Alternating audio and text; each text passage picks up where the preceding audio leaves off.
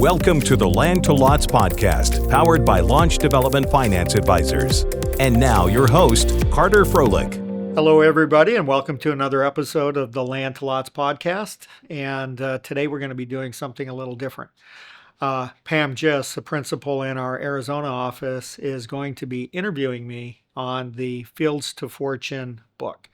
And the Fields to Fortune is the first book in our Land to Lot trilogy related to the launch sequence. And the launch sequence is the process by which we at launch take our clients through a financing. And as part of that financing, what we're really trying to do is increase project profitability and returns. So without further ado, Pam, welcome. Thank you very much. I'm happy to be here. And this is going to be a lot of fun. I've never had anybody interview me before. So well, I've got a lot to live up to then, I guess. Good, thanks. So take it away. All right. Well, great book, Fields to Fortune, Planning Your Bigger Future, a step-by-step guide for leveraging the launch sequence for your next master plan community. Why did you write this book, and why did you write it now? Good question. And really, this is the first part of our launch sequence. And as a little background, the launch sequence is our proven process that we really didn't know we were putting it together at the time, but it just worked out to be 3 processes. And it is how we look at all of our transactions. And we break all of our transactions into 3 phases: a planning stage, an implementation stage, and a management stage. The planning stage is what we're talking about here in Fields to Fortune, planning your bigger future. And the reason that I wrote the book is that I think we've learned a lot over the 40 years that we've been doing this, working exclusively with the private sector to help them finance their master plan communities. And what I would like to do, and as you know, we at Launch, our goal is to be a hero to the land development and home building community, is to start sharing some of these concepts with the wider community, meaning the industry, so that they can take another look at their projects. And in light of what we're outlining in the Fields to Fortune and the remaining books, as well as to introduce them to how we look at a project, because right now it is so hard to develop land, whether we're in California or we're in Florida or anywhere in between. The jurisdictional requirements are getting heavier. Land costs are much more prohibitive than they were. Infrastructure costs, labor costs, construction loans, all are increasing, and it's making it harder and harder to have deals pencil that we can start. So that's why we're doing it now. Got it. I'll forgive you for aging us with the 40-year comment of experience. But you talk in the book about the project vision. What is the project vision, and why would that be the first question that we're asking clients? Yeah, that's a great question. And so many of our others that are in the industry, when they first come in and they talk to a client, they're just like, hey, you came here, here's what we're going to do, da-da-da-da-da. I come in as a learner, and we come in as learners, because every one of our transactions is custom tailored for our client. And we at Launch cannot do a custom tailored transaction unless we truly understand where our client is going, what is important to them. And we have a whole spectrum of different clients. We have land investors. We have land developers. We have home builders. We have commercial developers.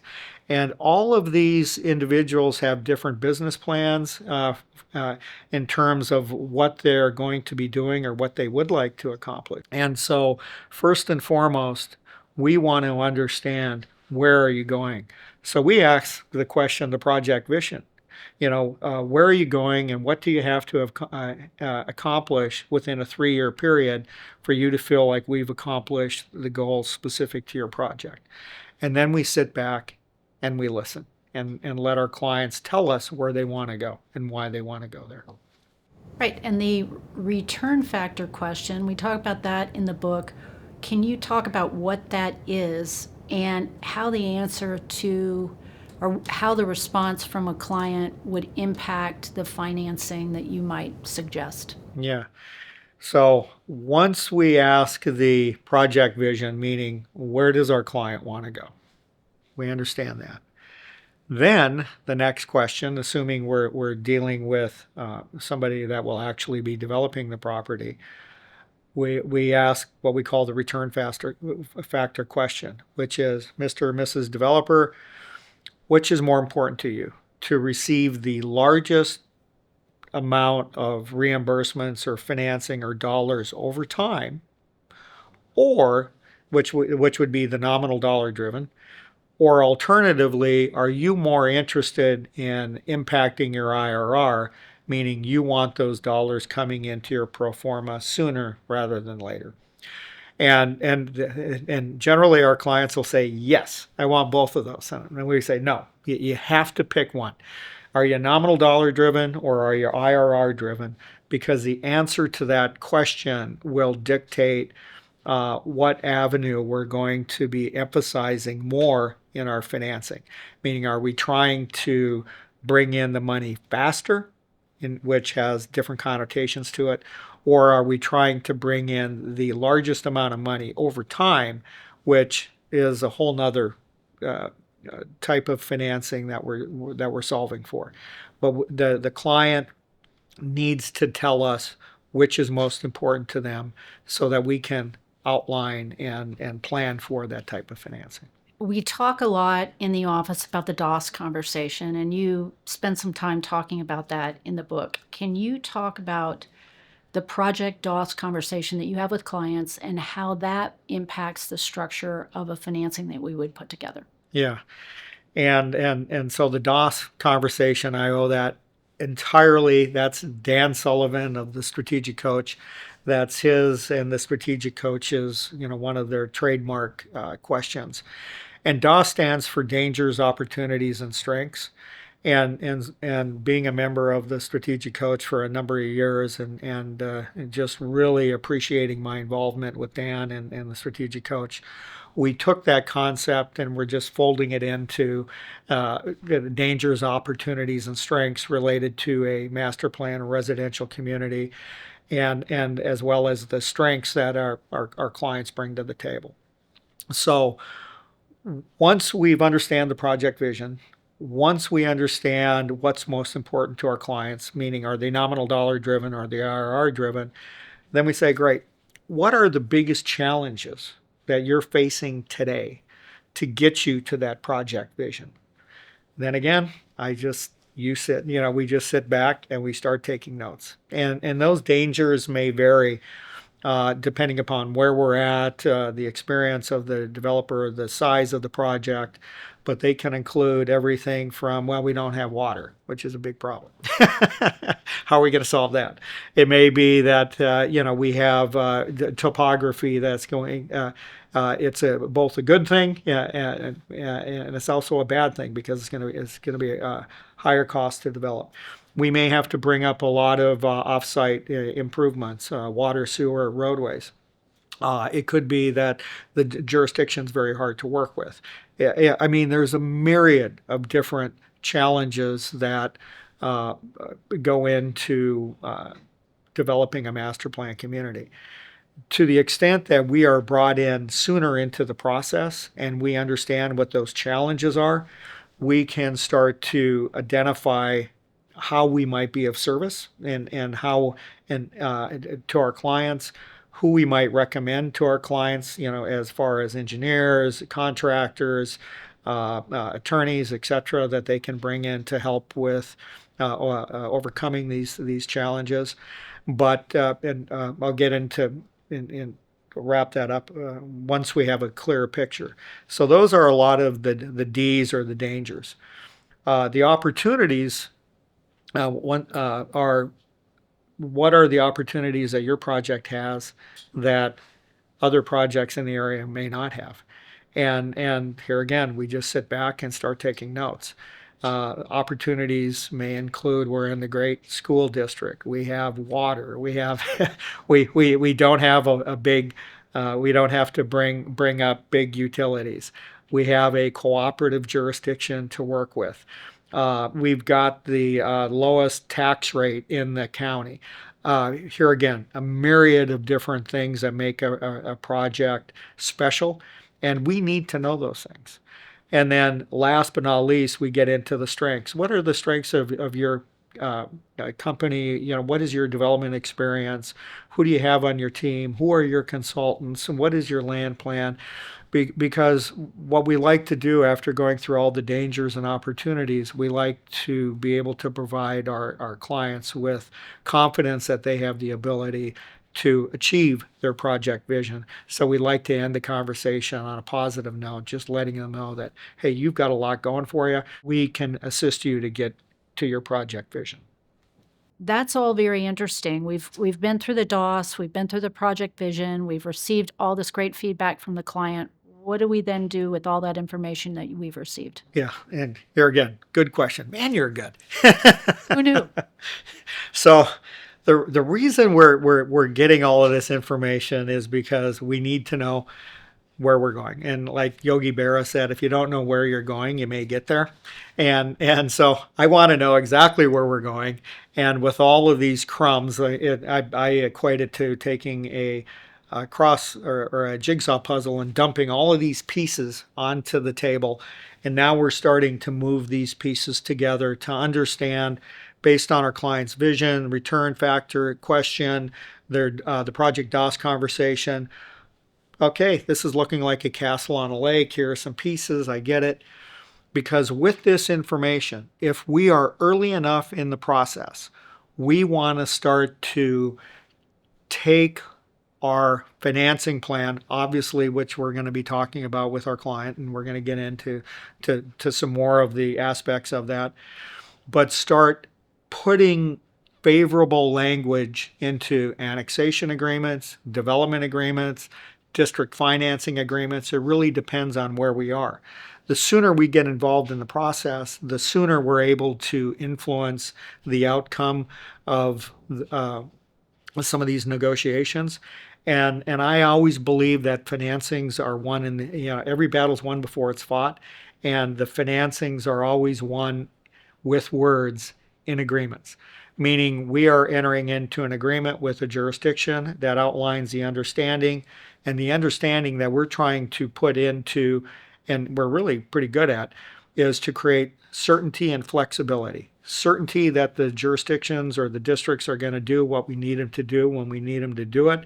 And then also creating flexibility to allow us to bob when we need to bob and weave when we need to weave, based upon changes in the economy that would allow us to change our financing. Generally, if the market goes down, we know how to let up on the accelerator, or if things are going well, we can put our foot down and issue more debt and finance more infrastructure.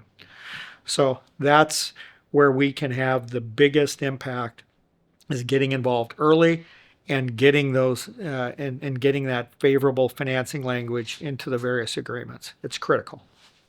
Agree.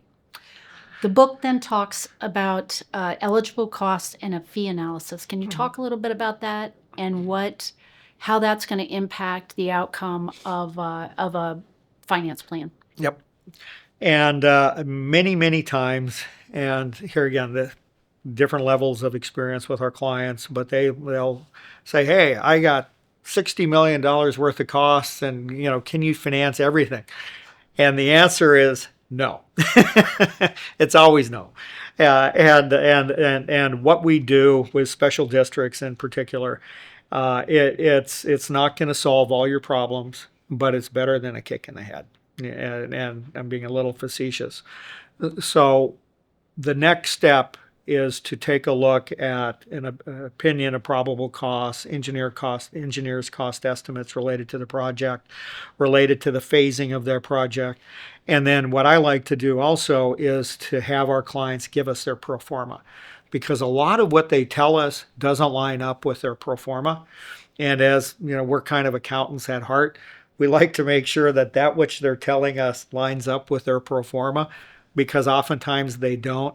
And for us to really understand the construction process, being that we're finance guys and gals and attorneys, Pam, we like to know when they're going to be expending money and when revenue events are going to occur. And so with this information and with the cost estimates, and depending upon whether we're in California or whether we're in Texas or whether we're in Arizona, wherever we're at, what does the statute allow us to finance? Typically public infrastructure. What is the most critical infrastructure that has to be financed first to be able to activate a revenue event within the community? And so now we're starting to set up buckets, meaning here's eligible infrastructure that can be financed through a special district. And then what else? Is there infrastructure that is benefiting other individuals? Well, let's put that in another bucket, a reimbursement bucket. Is there infrastructure that we're constructing that the jurisdiction had in their development impact fee program? If so, let's put that in another bucket. And so now we're taking these costs and we're putting them into buckets, and going back to our question, are you nominal dollar or are you IRR driven? Now we're going to be determining what infrastructure has to be financed by what type of bonds to either get us the biggest pile of money at the end of the project, or to advance fund the infrastructure which is necessary to get to a revenue event. And so that's why we're starting to peel back the onion, and we call this a cost segregation analysis, and lining up the costs with the various different types of financing vehicles that we can utilize. Well, everyone, that concludes the first portion of my conversation with Pam Giss on the Fields to Fortune book. Stay tuned for part 2 in 2 weeks. You have been listening to the Land to Lots podcast with Carter Froelich. Follow us wherever you find your podcast to never miss a new episode.